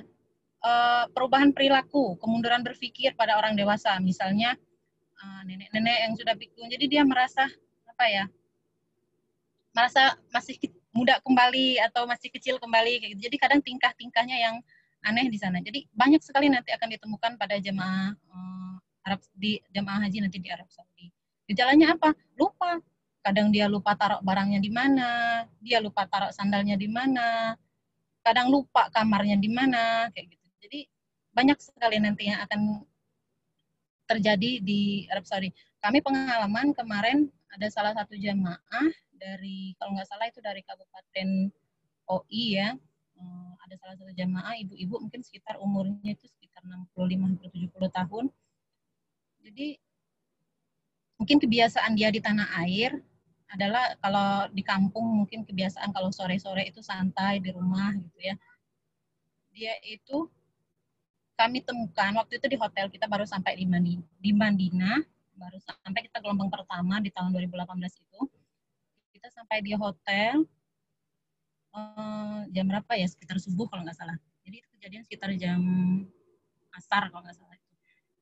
Jadi ibu itu sudah kita temukan jerit-jerit di depan lift hotel dengan keadaan yang sudah bicaranya ngeracau. Terus satu lagi, ibu itu tidak bisa bahasa Indonesia, jadi dia taunya adalah bahasa daerahnya, yaitu daerah kalau nggak salah daerah Manjak. Jadi yang kita juga agak sedikit kesulitan untuk memahami bahasanya. Dia jerit-jerit dengan kondisi apa?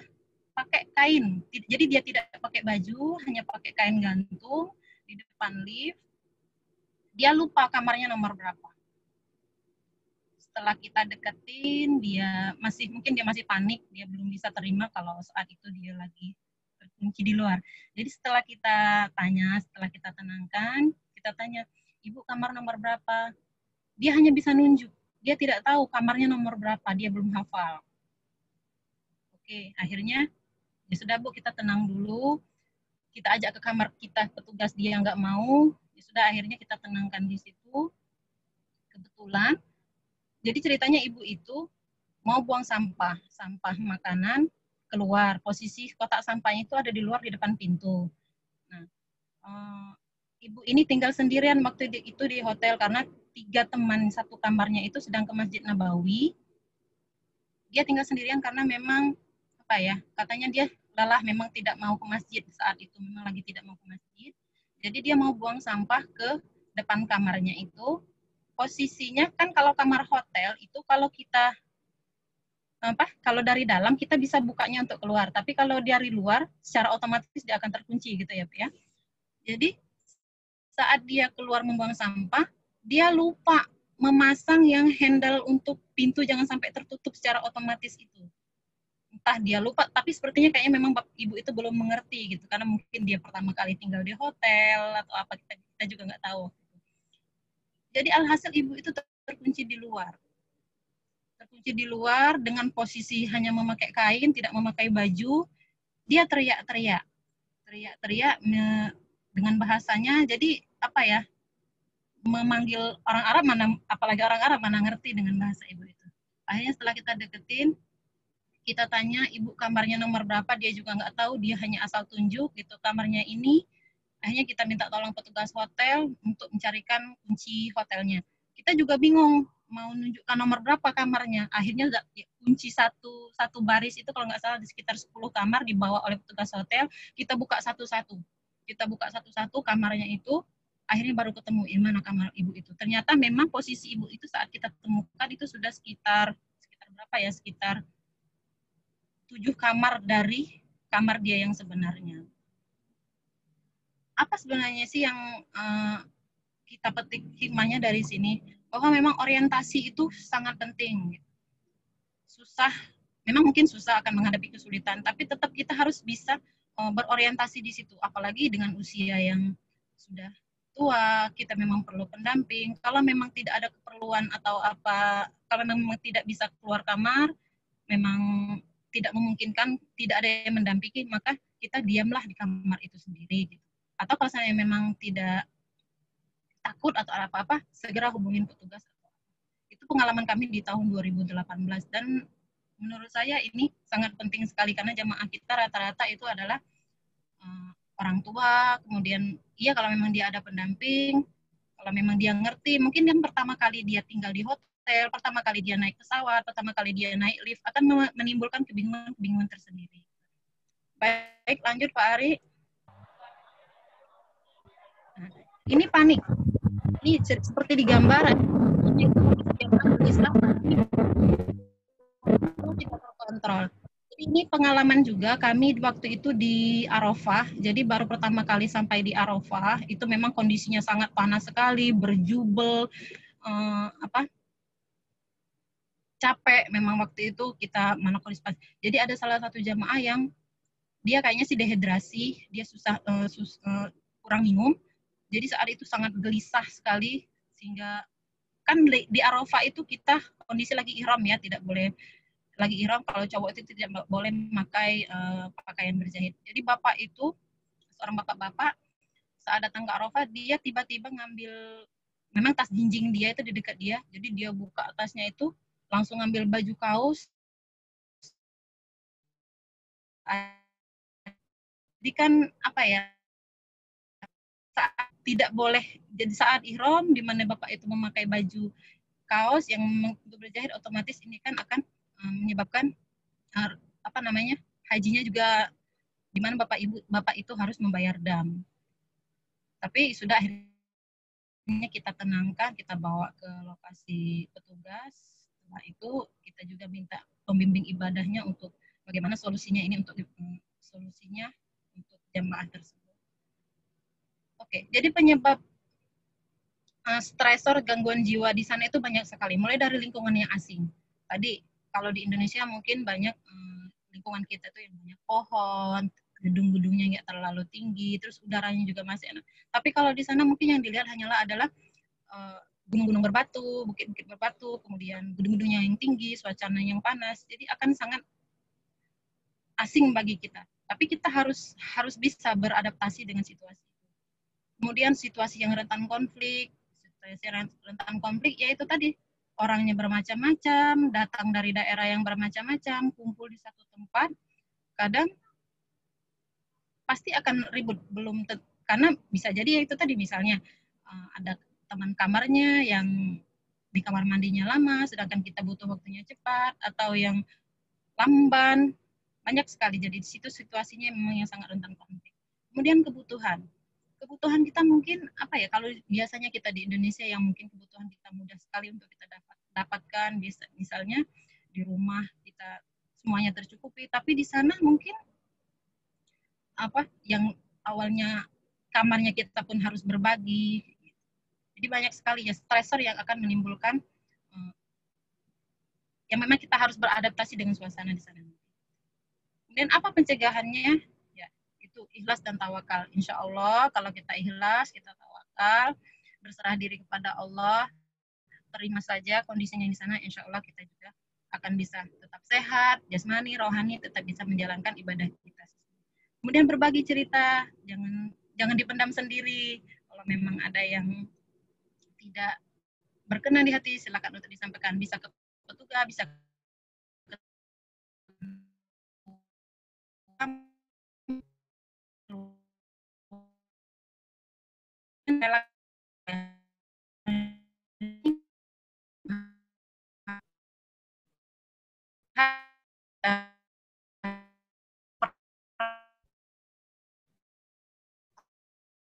asupan makan kita sehari orang dari KBIH-nya gitu. Jadi jangan sampai ada masalah kita pada sendiri. Oke, lanjut.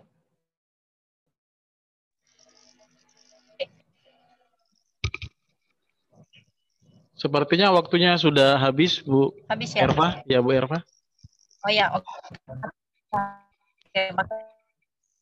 Habis waktunya juga demikian yang dapat saya sampaikan. Terima kasih atas kesempatannya, semoga bermanfaat. Terakhir, saya ucapkan Assalamualaikum warahmatullahi wabarakatuh. Waalaikumsalam warahmatullahi wabarakatuh. Bapak Ibu sekalian, bagi yang pengen menunaikan sholat asar, kami persilakan karena sudah azan di tempat kita. Tapi sebentar lagi materi kita akan segera berakhir, yaitu tibalah kita pada sesi tanya jawab dan diskusi.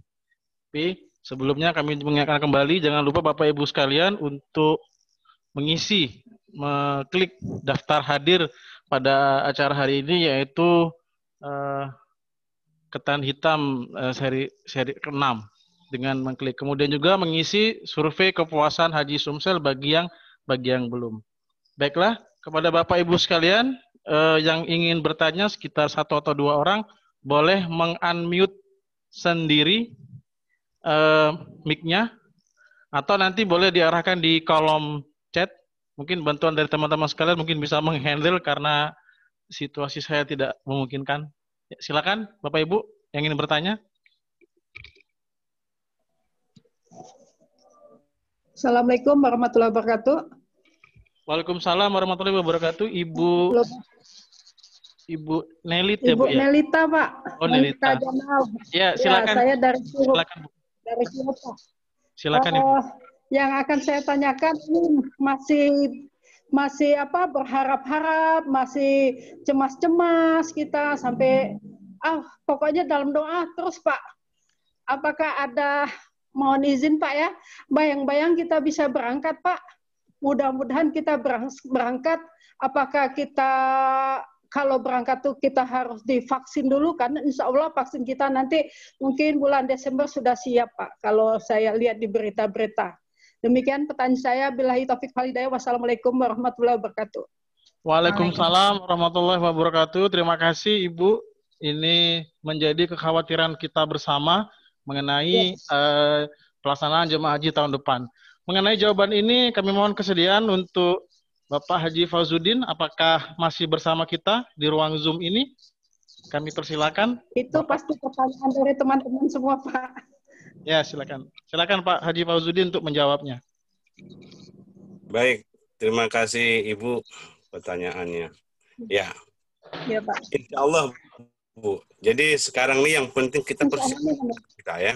Ya, jadi nanti berangkat dengan tidaknya yang penting sudah siap, kesehatan sudah siap, secara fisik, psikologis sudah siap, ya. Ya. Tidak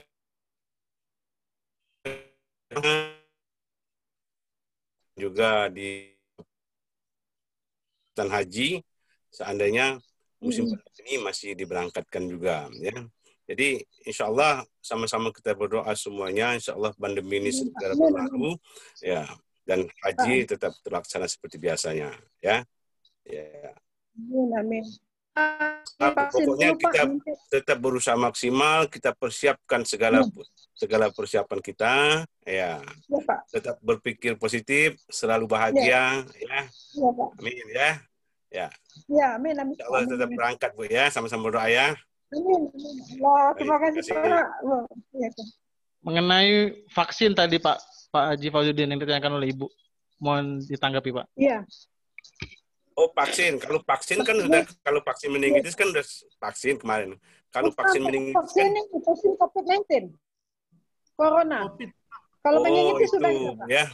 Jadi itu sekarang kan masih proses, Bu. Jadi kalau memang nanti, jadi salah satu di kriteria itu memang dimasukkan di situ yang kita susun kemarin itu, salah satunya sudah divaksin. Misalnya vaksin meningitis jelas sudah divaksin, vaksin anti flu, vaksin pneumonia, dan vaksin COVID kalau sudah ada. Nah, insya Allah kalau memang sudah ada nanti kita vaksinkan. Nanti insya Allah disiapkan oleh pemerintah, ya. Tapi sampai saat ini masih proses ini Bu, ya. Ya, mudah-mudahan vaksinnya belum datang nih, COVID-nya udah habis ini Bu. Ya, amin. Coba ya. Ya. Baiklah, terima kasih atas pertanyaan tadi Bu. Alhamdulillah sudah dijawab langsung oleh Bapak Haji Fauzuddin mengenai kepastian untuk berangkat tahun depan, terkait juga masalah vaksinasi, khususnya vaksin COVID. Kami persilakan Bapak Ibu sekalian, mungkin 1-2 orang lagi bertanya, boleh meng-unmute sendiri mic-nya. Assalamualaikum warahmatullahi wabarakatuh. Waalaikumsalam, Pak Ahmad Fahmi. Ya, kami persilakan Pak Ahmad Fahmi. Ya, sekarang kan memang berkaitan dengan kesehatan untuk naik haji ini. Nah, yang perlu kami tanyakan, apakah proses kesehatan haji ini kita mulai dari nol kembali sampai kepada suntikan magnetis atau gimana Pak? Terima kasih atas jawabannya. Assalamualaikum warahmatullahi wabarakatuh. Waalaikumsalam warahmatullahi wabarakatuh. Terima kasih Bapak Ahmad Fahmi yang menanyakan tentang kesehatan apakah dimulai lagi dari awal. Mungkin kami persilakan untuk Pak Haji Tonel untuk menanggapi pertanyaan dari Bapak Ahmad Fahmi. Kami persilakan Pak Haji Tonel. Oh iya, makasih Pak Ari. Mungkin baiknya ini langsung ke Pak Haji Fauzuddin aja nih Pak Ari. Oh ya, baik Pak, baik.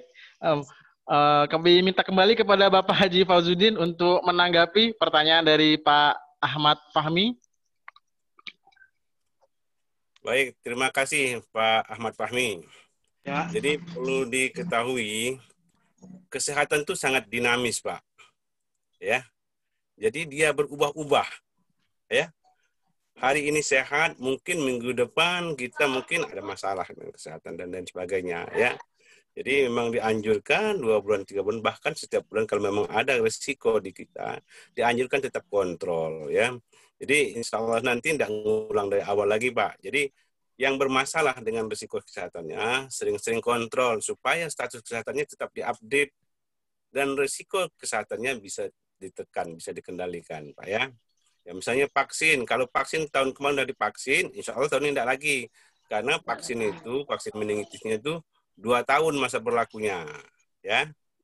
Ya, vaksin untuk vaksin flu 1 tahun.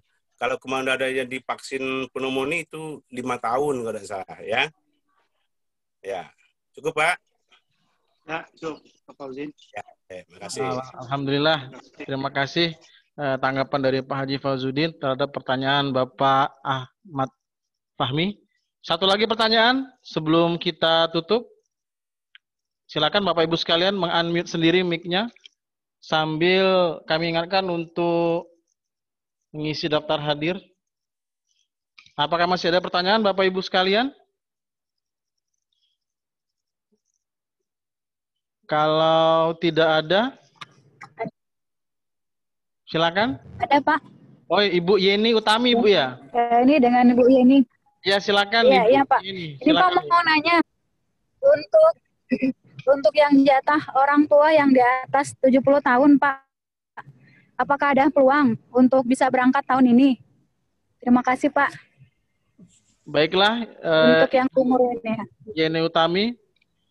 Pertanyaan itu sudah kami tangkap dan sepertinya lagi dan lagi akan dijawab oleh Bapak Haji Fauzuddin terkait umur 70 tahun terhadap pelaksanaan ibadah haji tahun depan. Kepada Bapak Haji Fauzuddin kami persilakan.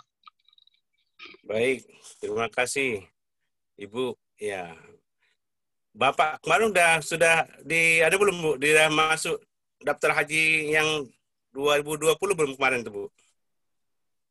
Belum keluar Pak namanya. Belum ya.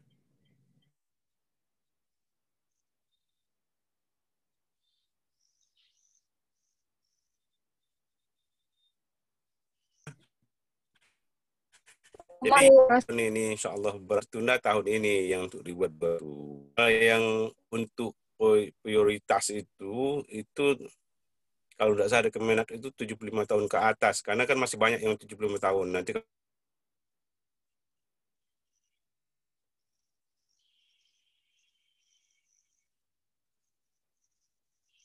masih yang berangkat ini yang kita perkirakan ini untuk yang tahun 2020 yang tertunda ini. Ya, itu Bu ya. Jadi insya Allah nanti ya tahun berikutnya insya Allah berangkat lah ya. Ya, ada waktunya nanti. Baiklah, begitu saja Ibu Yeni Utami jawabannya. Mudah-mudahan bisa dimengerti dan dipahami. Baiklah Bapak Ibu sekalian, kita sudahi saja acara kita menjelang sore hari ini dan mohon maaf melewati batas yang telah ditentukan dan melewati batas waktu sholat asar. Kami mohon maaf. Sebelum ya Bapak dokumen foto. Oh ya, Bapak Ibu sekalian mohon jangan dulu keluar karena kita ada sesi foto bersama Bapak Ibu sekalian. Bagi yang kameranya belum aktif mohon diaktifkan karena kita akan foto bersama. Kemudian Bapak Ibu sekalian, tayangan ini atau acara ini sudah kami rekam dan setiap acara Ketan Hitam, kajian online kesehatan itu sudah kami rekam dan sudah kami upload di YouTube. Jadi Bapak Ibu sekalian bisa mengulang, bisa menyimak dan mudah-mudahan agar bisa lebih paham masalah kesehatan haji. Baiklah, kita persiapan untuk sesi foto bersama. Mohon kesediaan untuk membuka atau mengaktifkan kameranya. Persiapan. Link absen sama ini belum ya Pak Ari? Pak Ari? Ya. Sama kepuasan. Oh ya, Bapak Ibu sekalian tadi mohon bantuan Ibu Yeni untuk mengirim link daftar hadir dan survei kepuasan karena situasi saya tidak memungkinkan untuk mengirim sekarang. Jadi mohon dibantu oleh Ibu Yeni mengirim daftar hadir dan survei kepuasan. Mohon maaf banyak terjadi delay tadi pada saat pemaparan karena sinyal dan situasi. Baiklah, persiapan Bapak Ibu sekalian, kita akan foto bersama. Mohon untuk dibuka senyumnya. Bayangkan Bapak Ibu sekalian, kita sama seperti backgroundnya Pak Haji Tonel di belakang itu. Wah, sama-sama kita menatap Ka'bah. Mudah-mudahan insya Allah. Baiklah, senyum Bapak Ibu sekalian. Kita akan mulai. 3, 2, 1, cekrek. Oke, tahan dulu Bapak Ibu sekalian, saya simpan dulu. Ulang lagi, ulang, salah. Pada foto di studio ini. Mohon ulang Bapak sekalian. 3, 2, 1.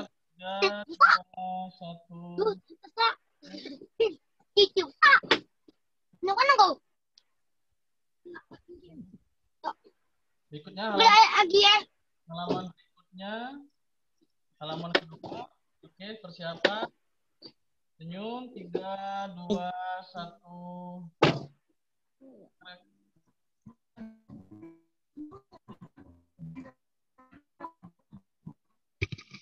Ya, demikianlah Bapak Ibu sekalian acara kita pada hari ini.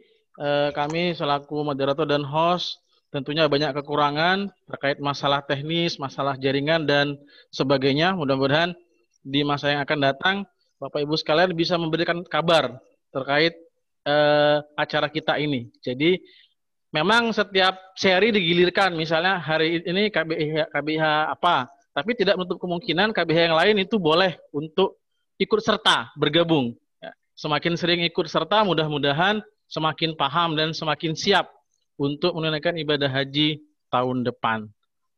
Terima kasih Bapak Ibu sekalian. Kami ucapkan terima kasih kepada para narasumber yang telah memberikan materi kita pada hari ini. Mudah-mudahan bermanfaat bagi... Sebelum ditutup, Pak Ari. Ya, silakan Pak Ari. Silakan Pak. Ya. Jadi untuk jamaah KBIH Mabrur, ya diaturi ya tanggal 21 atau tanggal 22 nanti kita sama-sama mengukur kebugaran di halaman Hotel Windham Jakabaring. Ya. Diaturin. Terima kasih. Bukan kita Mas Ajeng. Ya, terima kasih. Link untuk absennya, Pak. Link untuk absen. Apa tadi, Pak? Kirim. Link untuk absennya, Pak, belum keluar. Oh, belum keluar. Ya, nanti Bu Ibu Yeni tolong di-share Bu atau siapapun teman-teman yang itu di-share. Kalau nggak salah BI.ly / apa daftar hadir apa? Saya lupa Bapak. Mohon di ini. Kemudian Pak Haji Fauzudin, apakah ini Pak, khusus? maaf. Ya, silakan. Yang tanggal 21 ngumpul di Jakabaring untuk kebugaran jam berapa, Pak? Saya dari Curup, jadi nanti saya bisa ke Palembang. Oh, Masya Allah, dari Curup. Jamnya, Pak. Boleh Pak Fauzudin menanggapi? Dari Curup, Pak. Iya, Ya. Baik, terima kasih. Minta infonya. Ya, kalau Ini sebelumnya kumpul saya itu kita anukan jam 5.30, insya Allah jam 6 kita sudah mulai nanti ya. Oh, Di halaman Hotel Windam di Jakabaring ya. halaman Hotel Windam. Ya, Jakabaring. Oke, Pak. Pak, Ya. itu Insya Allah, Pak. Tanggal 21, Pak. 21, 22 atau salah satu aja, Pak? Ya, insya Allah 21, 22 nanti ya. Oh, 22. Terus KBIH-nya apa? KBIH yang lain boleh ikut gabung, Pak? Selain Boleh, nanti Mabrur? kita anukan sekitar 300 peserta kita persiapkan. Alhamdulillah. Sekarang karena sudah kita Zoom dengan Al-Mabrur, silakan. Oh, Putri. siap-siap. Ya. Ya. Baiklah, Undangan khusus. Bapak. Baiklah, Bapak Ibu sekalian, informasi yang sangat berharga yang telah mengikuti kegiatan kita hari ini. Nanti ada kegiatan pengukuran ya, pengukuran kebugaran. Nah, bagaimana untuk mengetahui bagaimana tingkat kebugaran calon jemaah haji. Baiklah, Bapak Ibu sekalian, sekali lagi kami mohon maaf, mudah-mudahan bermanfaat acara ini. Kita tutup acara ini dengan sama-sama membaca lafaz hamdalah. Alhamdulillahirabbil alamin. Ya. Alhamdulillahirabbil alamin. Nah, itu ada linknya, bit.ly survei kepuasan Haji Sumsel. Ya. Nanti bisa di-share di grup WA. Pak, jenguk dulu ini. Terima kasih. Terima kasih, Pak. Ya, wassalamualaikum warahmatullahi wabarakatuh. Assalamualaikum warahmatullahi Waalaikumsalam warahmatullahi wabarakatuh.